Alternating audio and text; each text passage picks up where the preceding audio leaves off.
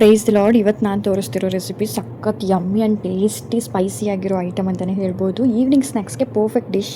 Welcome back to Ashu's blog YouTube channel.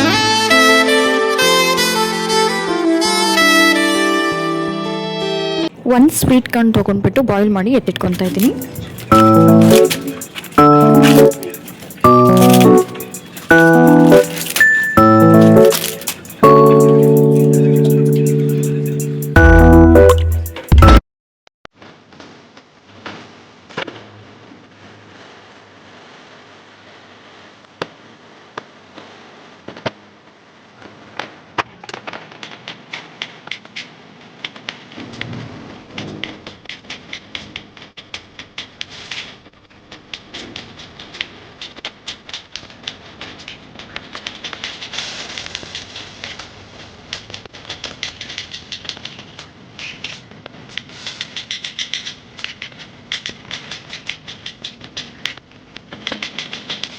ಒಂದು ಕಡಾಯಿಗೆ 2 spoon butter ಹಾಕ್ಕೊತಾ ಇದ್ದೀನಿ. ಅದನ್ನೆಲ್ಲ ಸ್ಪ್ರೆಡ್ ಮಾಡಿ ಅದು ಮೆಲ್ಟ್ ಆದಮೇಲೆ ಚಿಕ್ಕದಾಗಿ ಚಾಪ್ ಮಾಡಿ ಎತ್ತಿಟ್ಕೊಂಡಿರುವಂತಹ ಗಾರ್ಲಿಕ್ ಬೆಳ್ಳುಳ್ಳಿನ ಹಾಕ್ಕೊತಾ ಇದ್ದೀನಿ. ನೆಕ್ಸ್ಟು 2 ಸ್ಪೂನ್ ಖಾರದ ಪುಡಿ, 1 ಸ್ಪೂನ್ ಟೊಮೊಟೊ ಸಾಸ್ ಮತ್ತು ಸ್ವಲ್ಪ ನೀರು ಬೇಕಾಗುತ್ತೆ, ನೀವು ನೋಡಿಕೊಂಡು ಹಾಕೋಬೇಕು.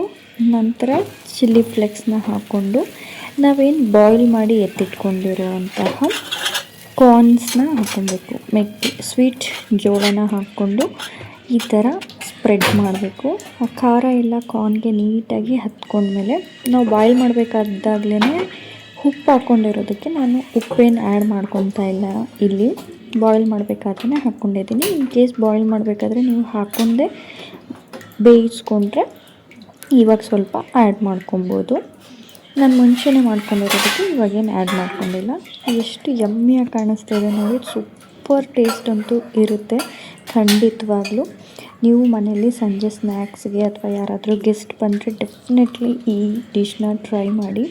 ನಿಜವಾಗ್ಲೂ ಇಷ್ಟಪಟ್ಬಿಟ್ಟು ತಿಂತಾರೆ.